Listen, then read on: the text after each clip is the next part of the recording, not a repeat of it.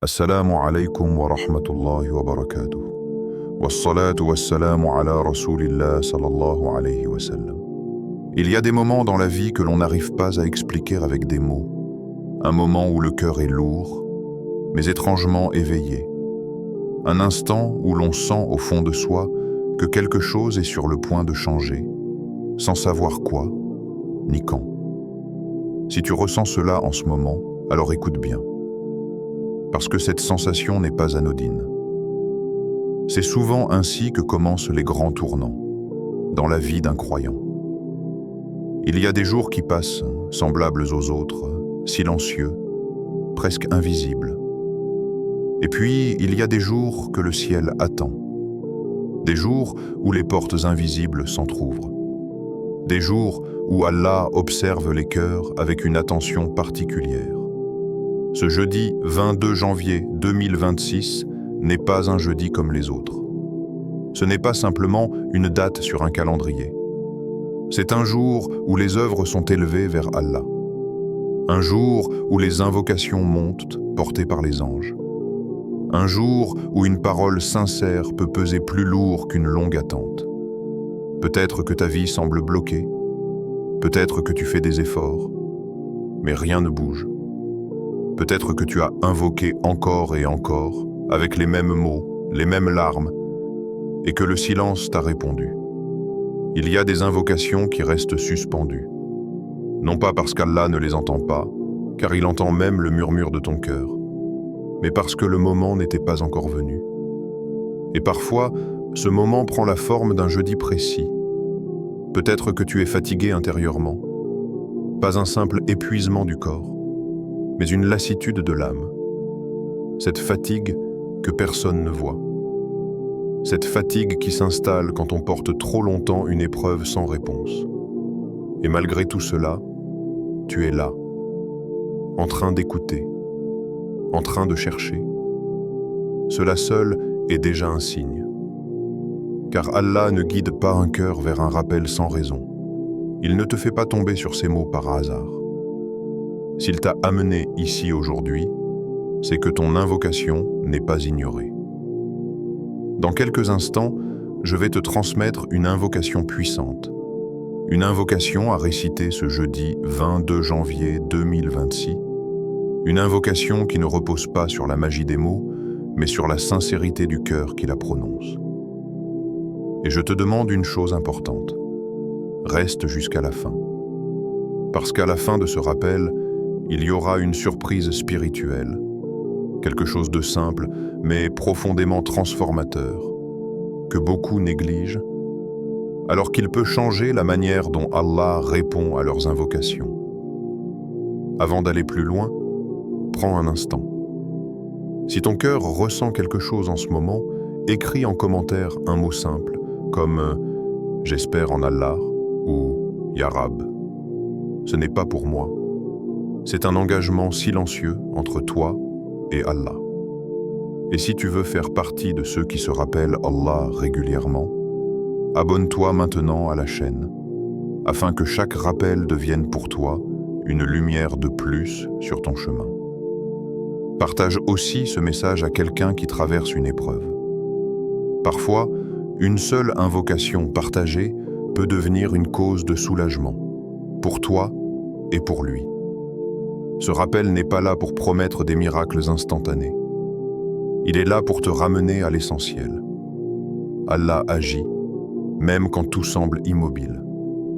Allah répond, même quand tu crois être oublié. Et certains jours, il choisit d'ouvrir ce qu'il avait retardé. Ce jeudi 22 janvier 2026 peut être l'un de ces jours. Alors apaise ton cœur. Écoute avec présence. Et prépare-toi, car parfois, le changement commence simplement par une invocation faite au bon moment. Pourquoi le jeudi est un jour puissant en islam? Il y a dans le temps des secrets que Allah a placés volontairement. Tous les jours se ressemblent à l'œil humain, mais ils ne se valent pas auprès d'Allah. Certains moments portent une lumière particulière, une élévation invisible, une proximité que seuls les cœurs attentifs peuvent ressentir. Le jeudi fait partie de ces jours. Le prophète, que la paix et le salut d'Allah soient sur lui, n'a jamais parlé au hasard. Chaque parole qu'il a prononcée était guidée par la révélation, même lorsqu'il évoquait des jours, des actes ou des habitudes apparemment simples. Il a dit, dans un hadith authentique, que les œuvres des serviteurs sont présentées à Allah le lundi et le jeudi. Et il ajoutait qu'il aimait que ses œuvres soient élevées alors qu'il était en état d'adoration. Arrêtons-nous un instant sur cette image. 2 jours dans la semaine, où ta prière, ton repentir, ton invocation, ton silence même, sont présentés devant le Seigneur des mondes. Non pas parce qu'Allah a besoin de les voir, il sait déjà tout, mais parce que toi, en tant que serviteur, tu es invité à prendre conscience de ce moment. Le jeudi devient alors un rendez-vous, pas un rendez-vous bruyant. Pas un événement spectaculaire, mais un moment discret, intime, presque secret entre toi et Allah. Beaucoup vivent le jeudi comme une fin de semaine, une fatigue accumulée, un esprit déjà tourné vers le repos. Mais le croyant, lui, apprend à voir autrement. Il comprend que le jeudi est une montée, pas une descente. Une élévation de ce qu'il a porté toute la semaine. Ses efforts, ses chutes, ses invocations inachevées, ses larmes cachées. C'est pour cela que le prophète, que la paix et le salut d'Allah soient sur lui, jeûnait souvent le jeudi. Non pas par habitude vide, mais parce que le jeûne est un état d'humilité. Et l'humilité est ce qui donne du poids aux œuvres lorsqu'elles sont élevées. Quand les œuvres montent, le cœur devrait monter avec elles. Et c'est ici que beaucoup passent à côté de quelque chose d'essentiel. Ils invoquent, mais sans conscience du moment. Ils demandent, mais sans présence intérieure. Ils parlent à Allah, mais comme si le temps n'avait aucune importance. Or, en islam, le temps est un contenant spirituel. Un même acte, fait à un moment précis, peut avoir un impact décuplé. Le jeudi, Allah ouvre une fenêtre dans la semaine. Une fenêtre où la miséricorde circule plus librement, où le pardon est plus proche, où l'invocation trouve un chemin plus direct. Et cela ne signifie pas que les autres jours sont vides, non. Mais cela signifie que le jeudi est un jour d'attention divine particulière. Regarde ta vie. Combien de fois as-tu demandé quelque chose sans savoir quand demander? Combien de fois as-tu invoqué dans la précipitation, entre 2 pensées, 2 soucis, 2 distractions? Le jeudi enseigne une chose simple. Choisir son moment, c'est déjà un acte de foi. Car choisir le jeudi, c'est reconnaître que Allah a donné une valeur à certains instants. C'est dire, sans mots, Ya Rab, je respecte ton ordre du temps. Les savants ont expliqué que lorsque les œuvres sont présentées, Allah pardonne à ceux dont le cœur est pur, sauf à ceux qui entretiennent une rancune persistante. Et cela nous rappelle une réalité profonde. Le jeudi n'est pas seulement un jour d'invocation, c'est un jour de nettoyage intérieur. Avant même de lever les mains, le croyant est invité à se regarder lui-même, à se demander « Est-ce que je porte une colère inutile ? Est-ce que j'ai laissé une blessure contrôler mon cœur ? Est-ce que je demande à Allah quelque chose alors que je refuse de lâcher ce qui alourdit mon âme ? Car le jeudi n'est pas magique. Il est sincère. Il ne multiplie pas les invocations vides. Il élève celles qui viennent d'un cœur qui s'efforce d'être droit. Et c'est précisément pour cela que tant de personnes ressentent un apaisement particulier ce jour-là, même sans savoir pourquoi. Elles sentent quelque chose, une légèreté, une clarté. Ce n'est pas une émotion passagère. C'est l'âme qui reconnaît un moment qui lui est favorable. Le jeudi, le croyant apprend à ralentir, à ne pas demander comme un impatient, mais comme un serviteur confiant. Il apprend que l'invocation n'est pas une liste de commandes, mais un acte d'abandon. Et quand tu invoques un jeudi, tu ne demandes pas seulement une chose précise. Tu dis aussi, Ya Allah, regarde-moi dans ce moment où tu élèves les œuvres. Ce regard divin, lorsqu'il touche un cœur sincère, peut transformer une attente longue en soulagement inattendu. C'est pour cela que certains changements commencent discrètement, sans bruit, sans annonce. Une porte s'ouvre doucement. Une difficulté se dénoue sans explication logique.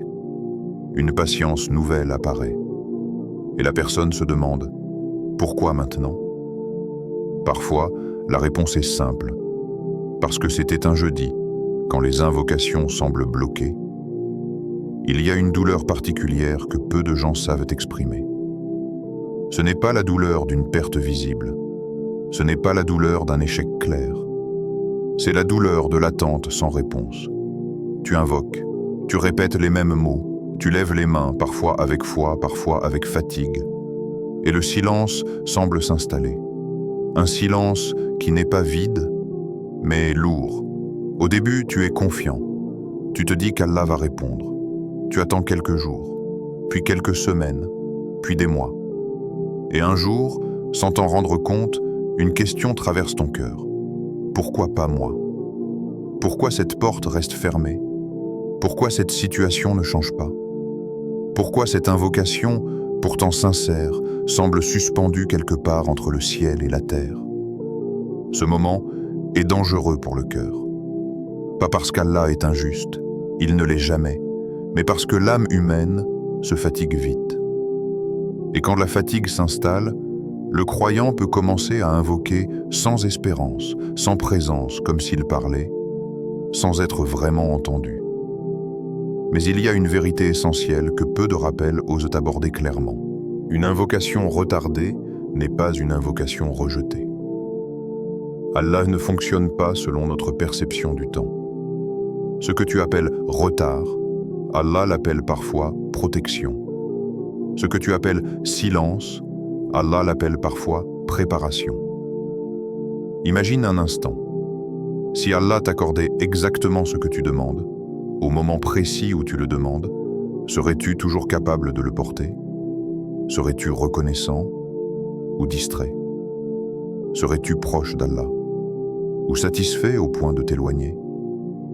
Parfois, Allah retarde non pas parce que tu n'es pas digne, mais parce que ce que tu demandes arrive avant que ton cœur ne soit prêt. Et c'est ici que beaucoup se trompent. Ils pensent que l'invocation est une preuve de foi seulement quand elle est exaucée rapidement. Alors qu'en réalité, la foi se révèle dans la persévérance silencieuse. Le prophète, que la paix et le salut d'Allah soient sur lui, a dit que l'invocation du serviteur est acceptée tant qu'il ne se précipite pas en disant « J'ai invoqué, mais je n'ai pas été exaucé ». Cette parole est profonde. Elle nous montre que le danger n'est pas le retard, mais la lassitude du cœur. Car le jour où tu dis intérieurement « ça ne sert plus à rien », ce n'est pas Allah qui s'éloigne, c'est ton cœur qui se ferme. Et pourtant, Allah entend toujours. Il entend ton invocation quand tu la prononces avec force. Il l'entend quand tu la murmures. Il l'entend même quand tu n'as plus la force de parler et que ton cœur se contente de soupirer. Mais parfois, Allah veut t'apprendre quelque chose de plus grand que ce que tu demandes. Il veut t'apprendre à le désirer plus que la chose demandée. Regarde les prophètes. Zacharia alayhi salam a invoqué pendant des années pour un enfant. Des années. Jusqu'à ce que ses cheveux blanchissent. Jusqu'à ce que toute logique humaine dise « c'est impossible ». Et pourtant, c'est précisément à ce moment-là qu'Allah a répondu. Pourquoi? Parce que l'invocation n'était plus liée à l'impatience, mais à une confiance totale. Musa alayhi salam a invoqué face à la mer, avec un peuple effrayé derrière lui et un ennemi devant lui. Aucune issue visible, aucune réponse immédiate. Et pourtant, Allah agissait déjà. Souvent, quand tu dis « rien ne se passe », c'est simplement parce que le changement commence dans l'invisible, dans l'ordre des causes, dans les cœurs des gens, dans des événements que tu ne vois pas encore. Et c'est pour cela que certaines invocations semblent bloquées, non pas parce qu'elles sont refusées, mais parce qu'elles sont en train d'être tissées. Allah travaille avec une précision parfaite. Il ne se presse jamais. Il ne fait jamais d'erreur de timing. Et quand le croyant comprend cela, son invocation change de nature. Elle devient plus calme, plus profonde, moins exigeante, plus confiante. Il n'invoque plus seulement pour obtenir, mais pour se rapprocher. Et c'est souvent à ce moment-là que la réponse arrive, sans prévenir. Pas toujours sous la forme attendue. Pas toujours comme tu l'avais imaginé. Mais toujours comme Allah l'a jugé meilleur. Et le jeudi prend ici tout son sens. Car invoquer un jeudi, quand les œuvres sont élevées, c'est dire à Allah, « Ya Rab, même si je ne comprends pas ton silence, je te fais confiance. » C'est invoquer sans fixer de délai, sans condition, sans menace intérieure du type « Si tu ne réponds pas, je m'éloigne. » Et cette invocation-là, celle qui naît d'un cœur apaisé malgré l'attente, a un poids immense. Peut-être que ce que tu attends ne viendra pas ce jeudi. Ou peut-être que ce jeudi sera le point de bascule. Mais ce qui est certain, c'est que ce jeudi peut transformer ta manière d'invoquer. Et parfois, changer la manière, changer tout le reste.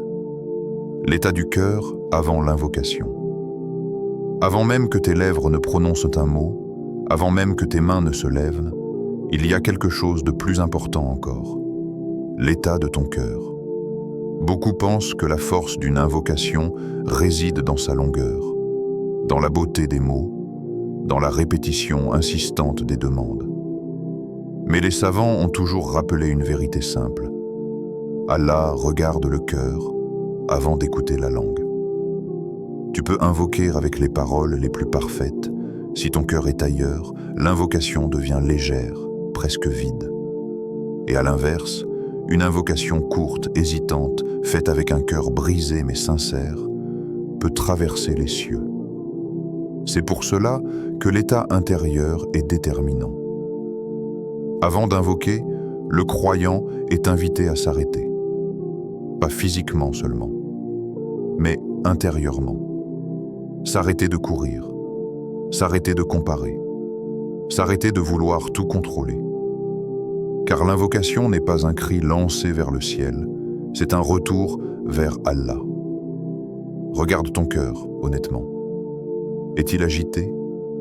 Est-il chargé de colère, de jalousie, de rancune? Est-il dispersé par 1000 pensées? Ou est-il humble même dans sa faiblesse?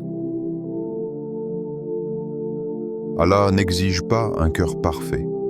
Il demande un cœur vrai, un cœur qui reconnaît sa dépendance, un cœur qui admet qu'il ne maîtrise rien, un cœur qui accepte de se présenter tel qu'il est. C'est pour cela que les moments de solitude sont si précieux avant l'invocation. Un instant où personne ne te regarde, un instant où tu n'as rien à prouver, un instant où tu peux enfin retirer les masques, car Allah n'attend pas une performance, il attend une présence. Les pieux prédécesseurs disaient « Si ton cœur n'est pas présent, ne force pas ta langue ». Ils savaient que l'invocation est un acte vivant, pas une récitation mécanique. Avant d'invoquer, prends conscience de qui tu appelles. Tu ne parles pas à une force abstraite.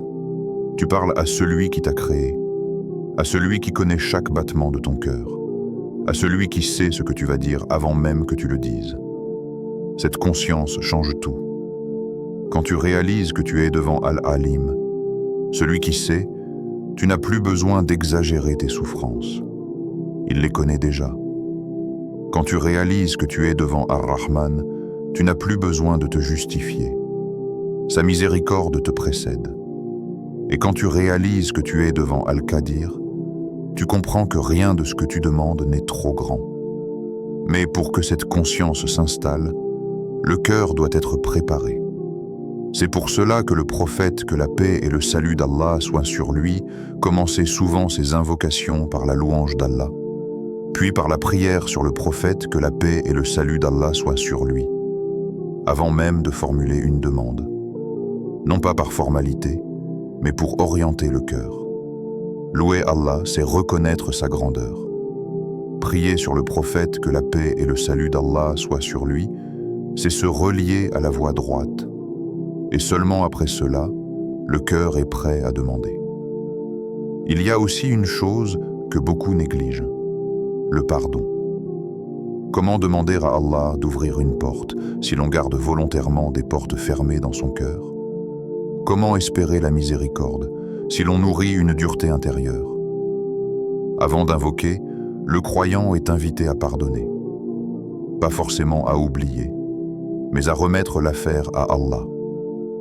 Car le pardon allège le cœur. Et un cœur léger s'élève plus facilement. Il y a des invocations qui restent lourdes parce qu'elles sont portées par un cœur chargé. Et parfois, la première réponse d'Allah à ton invocation, ce n'est pas ce que tu demandes, mais la paix qu'il place dans ton cœur. Cette paix est un signe. Un signe que le cœur s'est aligné. Et quand le cœur est aligné, les mots trouvent leur chemin. C'est dans cet état que l'invocation du jeudi prend toute sa profondeur. Ce jour-là, quand les œuvres sont élevées, Allah ne regarde pas seulement ce que tu demandes, mais d'où tu demandes. Est-ce que depuis la peur? Est-ce que depuis l'orgueil? Ou est-ce depuis l'abandon sincère? L'abandon ne signifie pas renoncer à demander. Il signifie demander sans imposer. Dire « Ya Allah, je te confie cela, car tu sais mieux que moi ». Et cette phrase, lorsqu'elle est dite avec le cœur, transforme l'invocation en adoration pure. À ce moment-là, le croyant ne mesure plus son invocation à la rapidité de la réponse, mais à la tranquillité qu'elle lui apporte. Il comprend que l'invocation n'est pas seulement un moyen d'obtenir, mais un moyen de se rapprocher. Et parfois, c'est précisément dans cette proximité que se cache la plus grande des réponses. L'invocation spéciale de ce jeudi 22 janvier 2026. Maintenant, écoute bien. Pas avec tes oreilles seulement, avec ton cœur, parce que ce moment n'est pas ordinaire. Ce n'est pas une invocation que l'on récite distraitement, entre deux pensées, entre deux notifications. C'est une invocation que l'on prononce en sachant exactement ce que l'on fait. Imagine-toi ce jeudi 22 janvier 2026. Le jour est là. Que tu sois le matin, l'après-midi ou la nuit, peu importe. Ce qui compte, c'est ta présence. Tu t'arrêtes, tu respires. Tu te rappelles pourquoi tu invoques. Pas pour tester Allah, pas pour exiger, mais pour te tourner vers lui. Et avant même de dire quoi que ce soit, tu prends conscience d'une chose essentielle. Allah est plus proche de toi que tu ne l'imagines. Il n'est pas loin. Il n'est pas occupé ailleurs. Il n'est pas indifférent. Il t'écoute maintenant. Alors, quand tu es prêt, quand ton cœur est calme, quand ton esprit est posé, tu récites cette invocation, pas vite, pas mécaniquement, mot par mot, sens chaque phrase. Allahumma inni as'aluka bi asma'ika al-husna an taftah li abwab rahmatik wa an tufarrija hammi wa an taj'ala li min kulli duqqin makhrajan wa min kulli khazanin farajan. Quand tu dis Allahumma, tu appelles celui qui t'a créé, celui qui t'a vu avant même que tu existes. Quand tu dis « Inni as'aluka », tu reconnais que tu demandes. Tu ne réclames pas. Tu demandes avec humilité. Quand tu dis « Bi asmaïka al-husna », tu te relis au plus beau nom d'Allah, à sa miséricorde, à sa sagesse, à sa puissance. Ce ne sont pas de simples mots, ce sont des clés. Puis tu demandes l'ouverture. « An tafta li abwaba rahmatik ». Tu ne demandes pas une seule porte. Tu demandes des portes, des issues là où tu ne vois que des murs. Ensuite, tu parles de ton fardeau. Wa an tufarrija hammi. Ce poids que tu portes seul, cette inquiétude que tu caches aux autres. Allah la connaît déjà, mais il aime que tu lui parles. Puis tu touches à ce qui te bloque. Wa an taj'ala li min kulli dikkin makhrajan. Chaque difficulté, chaque impasse, chaque situation où tu te dis « Je ne vois pas comment m'en sortir ». Et enfin, tu demandes l'allègement de la tristesse. Wa min kulli hazanin farajan. Pas seulement la disparition du problème, mais l'arrivée d'un soulagement. Cette invocation est complète. Elle parle à l'âme avant même de parler à la situation. Mais maintenant, sois honnête avec toi-même. Réciter cette invocation une fois, sans présence, sans conscience, ne suffit pas.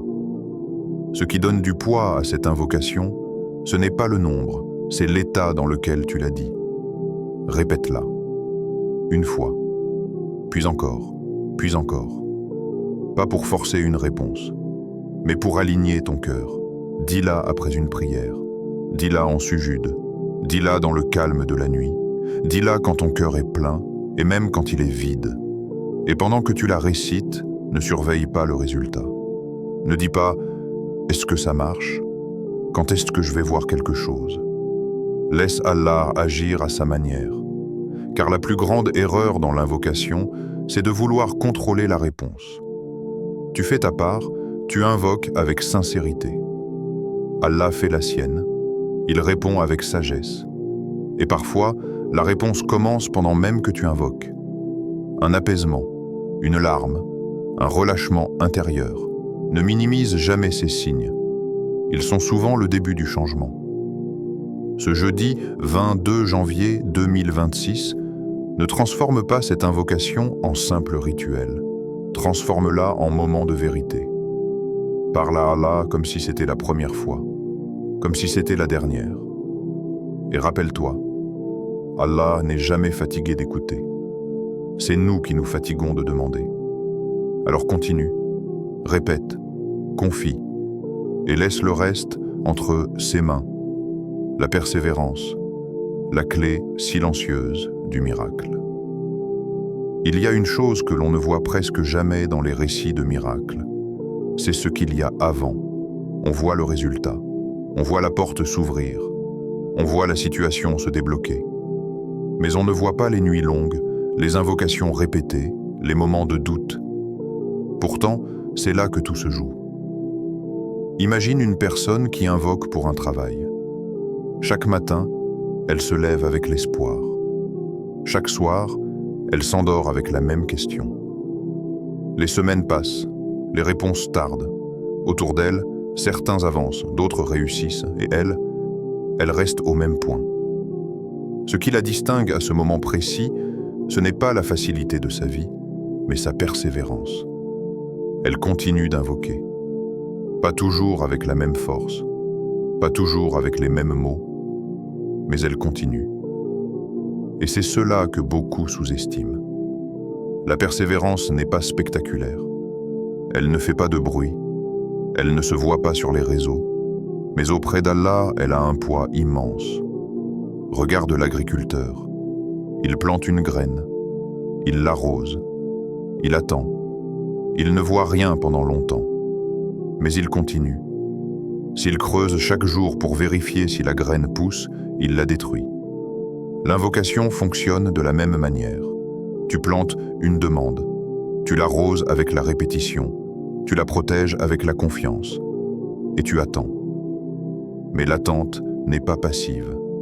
Elle est remplie d'espoir. Il y a des personnes qui invoquent avec constance pendant des années. Puis, un jour, sans annonce, quelque chose change. Un appel inattendu, une rencontre imprévue, une porte qu'elles n'avaient même pas envisagée. Et quand elles regardent en arrière, elles comprennent que chaque invocation comptait. Même celles qu'elles ont prononcées avec fatigue, même celles qui semblaient mécaniques, car Allah ne mesure pas la perfection. Il mesure la fidélité du cœur. Le prophète, que la paix et le salut d'Allah soient sur lui, a dit que les actes les plus aimés d'Allah sont ceux qui sont constants, même s'ils sont peu nombreux. Cette parole s'applique parfaitement à l'invocation. Ce n'est pas l'invocation intense d'un jour, suivie de l'abandon, qui transforme une situation. C'est l'invocation régulière, posée, sincère, qui traverse le temps. Imagine une autre scène. Une mère invoque pour son enfant. Elle ne sait pas exactement comment Allah va agir. Elle ne sait pas quand. Mais elle continue. chaque jeudi, chaque nuit, chaque prière. Et pendant ce temps, l'enfant grandit. Les circonstances changent. Les cœurs évoluent. Ce que la mère ne voit pas, c'est que Allah agit déjà. Parfois, il prépare les personnes autour. Parfois, il retarde pour protéger. Parfois, il transforme l'épreuve en moyen d'élévation. La persévérance n'accélère pas seulement la réponse. Elle transforme celui qui invoque. Au début, tu invoques pour changer une situation. Puis, sans t'en rendre compte, l'invocation commence à changer ton cœur. Tu deviens plus patient, plus humble, moins dépendant des résultats immédiats. Et c'est là que la sagesse d'Allah se manifeste. Car si Allah te donnait ce que tu demandes sans passer par cette transformation intérieure, tu pourrais perdre plus que tu ne gagnes. La persévérance est une protection. Elle empêche l'orgueil quand la réponse arrive. Elle empêche le désespoir quand elle tarde. Et le jeudi joue ici un rôle particulier. Car le jeudi, quand les œuvres sont élevées, ta persévérance est présentée avec elle. Pas seulement ce que tu demandes, mais le fait que tu continues à demander. Chaque jeudi devient alors un témoignage silencieux. Ya Allah, je suis toujours là. Et Allah aime ceux qui reviennent vers lui. Encore et encore. Il y a des personnes qui abandonnent juste avant l'ouverture, juste avant la réponse, juste avant le soulagement. Pas parce qu'Allah les a délaissées, mais parce qu'elles ont cru que l'attente signifiait un refus. Or, en islam, l'attente est souvent un signe de préparation. Le prophète, que la paix et le salut d'Allah soient sur lui, a dit qu'Allah est pudique et généreux, et qu'il a honte de laisser les mains du serviteur levées sans rien lui donner. Parfois, ce don prend la forme que tu attendais. Parfois, il prend une forme différente. Mais il vient. Et ceux qui persévèrent sont souvent surpris par la manière dont Allah répond. Ce n'est pas toujours spectaculaire. Ce n'est pas toujours immédiat. Mais c'est toujours précis. La persévérance, c'est continuer à frapper à une porte en sachant qu'Allah entend chaque coup, même quand le silence semble répondre. Et parfois, le plus grand miracle, ce n'est pas ce qui change à l'extérieur, mais la force tranquille qui s'installe à l'intérieur. Reconnaître les signes quand Allah répond. Beaucoup attendent une réponse d'Allah comme on attend un événement spectaculaire. Un changement soudain, une porte qui s'ouvre brusquement, une situation qui se règle d'un coup. Et quand cela n'arrive pas, ils pensent « Allah ne m'a pas répondu ». Mais cette attente elle-même est souvent une illusion. Car Allah répond, toujours, mais rarement de la manière que nous avons imaginée. La réponse d'Allah n'est pas toujours visible. Elle est souvent discrète, progressive, presque silencieuse. Et c'est pour cela que beaucoup passent à côté des signes. Le premier signe, et le plus sous-estimé, c'est l'apaisement intérieur. Quand tu invoques sincèrement et que ton cœur se calme sans raison apparente, ce n'est pas un hasard. Ce calme n'efface pas forcément le problème. Mais il change ta manière de le porter. Avant, la difficulté t'écrasait. Après, elle est toujours là, mais elle ne te domine plus. Ce changement intérieur est déjà une réponse. Allah dit dans le Coran qu'il fait descendre la tranquillité dans le cœur des croyants afin qu'ils augmentent en foi. Cette tranquillité n'est pas une émotion passagère.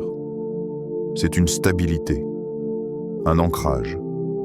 Si, après avoir invoqué, tu ressens une confiance nouvelle, même fragile, c'est un signe que ta demande a été entendue.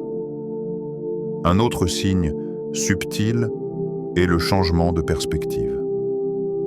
Avant l'invocation, tu voyais la situation comme une impasse. Après, tu commences à percevoir des options. Pas forcément des solutions immédiates, mais des pistes. Tu n'as pas encore la réponse, mais tu n'es plus enfermé dans le désespoir. Allah ouvre parfois l'esprit avant d'ouvrir les portes. Il t'aide à voir autrement, à comprendre que ce que tu considérais comme une fin peut être un passage. Et ce changement de regard est souvent le début d'un grand soulagement. Il y a aussi les petits événements que l'on a tendance à ignorer. Une parole entendue au bon moment, un rappel inattendu, une rencontre brève mais marquante. Rien de spectaculaire, rien d'évident. Mais si tu observes avec attention, tu remarqueras que ces événements arrivent souvent après l'invocation. Comme si Allah t'envoyait des clins d'œil discrets, pour te rappeler qu'il est présent.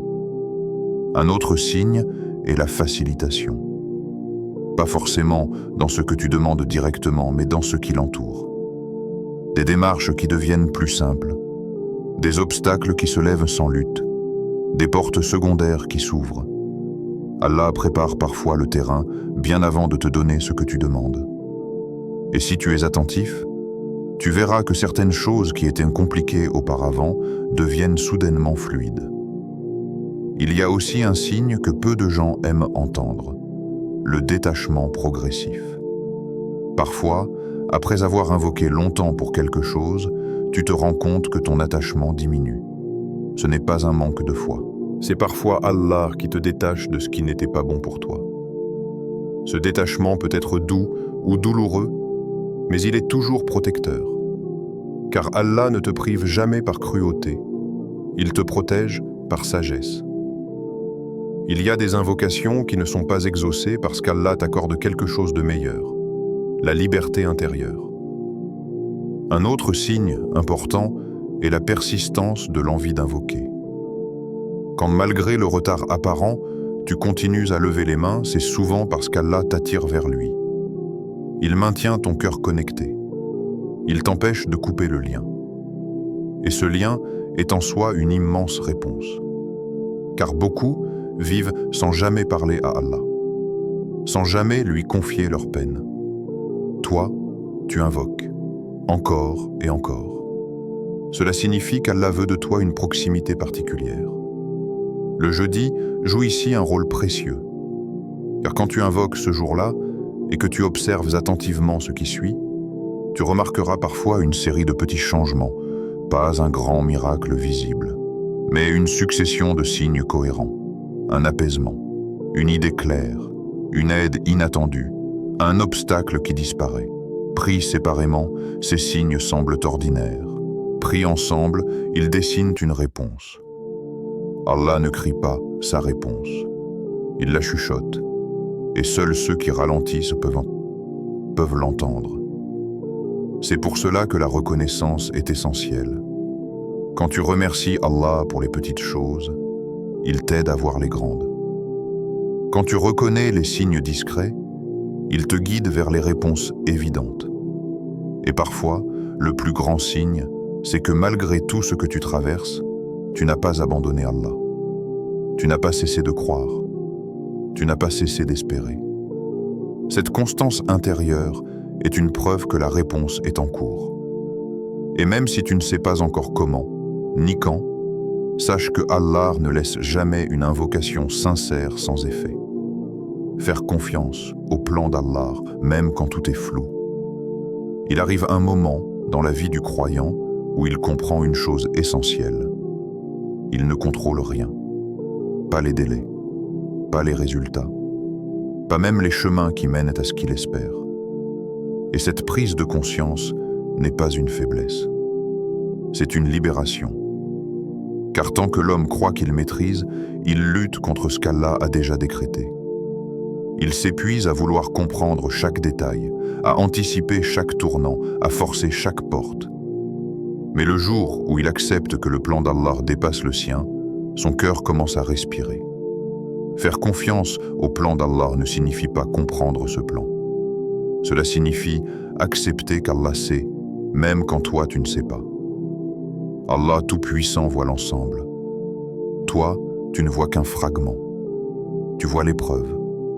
Allah voit ce qu'elle va produire. Tu vois la douleur. Allah voit la transformation. Tu vois le retard. Allah voit le moment parfait. Et c'est précisément là que la foi devient réelle. Pas quand tout va bien. Pas quand les réponses arrivent vite. mais quand tu continues à croire alors que rien n'est encore visible. Le Coran est rempli de récits où la sagesse d'Allah n'apparaît qu'après coup. Youssouf alayhi salam, jeté dans un puits. Vendu comme esclave, emprisonné injustement. À chaque étape, si on s'arrêtait au moment présent, on dirait « Où est la sagesse ?» Mais Allah écrivait une histoire bien plus grande. Une histoire que Youssouf lui-même ne comprenait pas sur l'instant. Et toi aussi, tu es dans une histoire dont tu ne vois pas encore la fin. Faire confiance au plan d'Allah, c'est accepter d'être un personnage et non l'auteur. C'est avancer sans exiger de connaître la destination. Et cette confiance n'est pas passive. Elle est active intérieurement. Tu fais les causes, tu invoques, tu agis, tu corriges ce que tu peux, puis tu remets le reste à Allah. C'est cela le tawakkul, pas l'abandon sans effort, pas l'attente paresseuse, mais la certitude que, même si tes efforts semblent insuffisants, Allah les multiplie. Quand Allah retarde, ce n'est jamais pour humilier, c'est souvent pour protéger. Combien de choses as-tu désiré avec insistance et qu'Allah ne t'a pas donné, avant que tu comprennes, plus tard, qu'elle t'aurait blessé?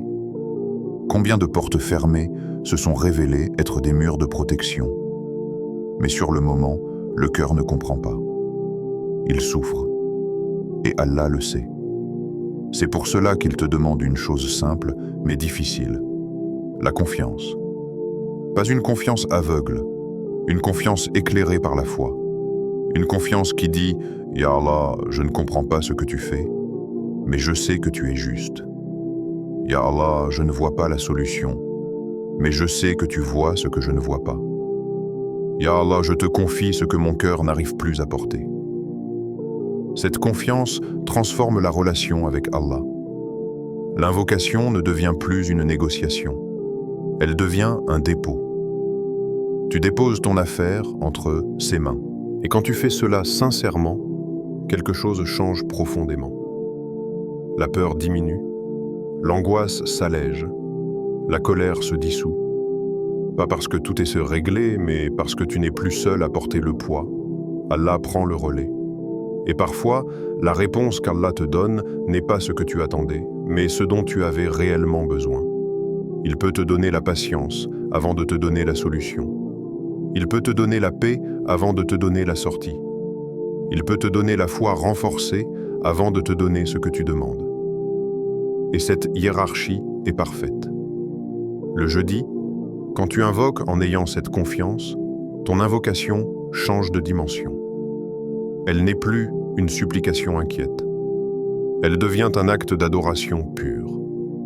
Tu dis à Allah, « Je te fais confiance, non pas parce que tout va bien, mais parce que tu es Allah. » Et Allah aime cette confiance. Il aime le serviteur qui continue à l'invoquer sans lui imposer de délai. Qui dit « Quand tu veux, comme tu veux, si tu veux. » Ce sont ces cœurs-là qu'Allah élève.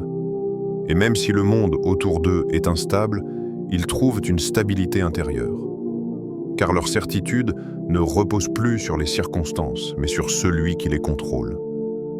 Et peut-être que ce jeudi 22 janvier 2026 ne sera pas le jour où tout changera extérieurement. Mais il peut être le jour où ton cœur changera définitivement.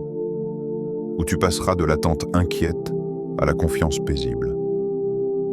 Et cette transformation-là est souvent le plus grand des miracles. Avant de conclure, élevons nos mains ensemble avec un cœur sincère pour prononcer cette invocation finale. Allahumma inni as'aluka al-farajan min kulli hazn, wal-rahma min kulli bala, wal-najat min kulli madiq, wal-rizq at-tayyib, wal-baraka fi kulli ma ataytani. Ya Allah, fais que mes pas restent en droit sur ton chemin et que chaque souffle que je prends soit pour toi et auprès de toi. Récite-la lentement, ressens chaque mot et ouvre ton cœur à la miséricorde infinie d'Allah. Imagine Allah plaçant sa lumière dans ton âme, détournant les obstacles, remplissant ton espace intérieur d'apaisement et préparant la réponse à tes invocations, même avant que tu ne la voies. Ce jeudi 22 janvier 2026 peut marquer un tournant. Pas parce que la magie opère, mais parce que ta foi sincère, ton cœur humble et ta persévérance créent un terrain fertile pour les miracles. Chaque larme, chaque soupir, chaque mot prononcé avec sincérité n'est jamais perdu. Allah transforme tout, parfois d'une manière subtile, parfois spectaculaire, mais toujours parfaite pour toi. Alors, fais une pause après cette invocation. Ressens la présence d'Allah, même dans le silence. Et laisse-toi porter par sa sagesse, sa miséricorde et sa puissance. Sache que ce que tu demandes arrive au moment exact où ton cœur sera prêt à le recevoir. Et maintenant, une dernière chose. Si ce rappel t'a touché, n'oublie pas de t'abonner à la chaîne pour ne jamais manquer un moment de guidance et de lumière. Commente un mot ou une phrase qui reflète ce que tu as ressenti, comme foi, patience ou baraka. Partage cette vidéo avec tes proches. Quelqu'un, quelque part, a peut-être besoin de ce rappel ce jeudi. Reste jusqu'au bout, car la surprise que nous avons préparée pour toi à la fin vaut chaque seconde. Continue de réciter cette invocation chaque jeudi avec sincérité, avec confiance, et regarde comment Allah fait des miracles dans ta vie, à sa manière parfaite. Et souviens-toi toujours, ta connexion avec Allah est ton trésor le plus précieux. Protège-la, nourris-la, et observe ses réponses subtiles mais puissantes chaque jour.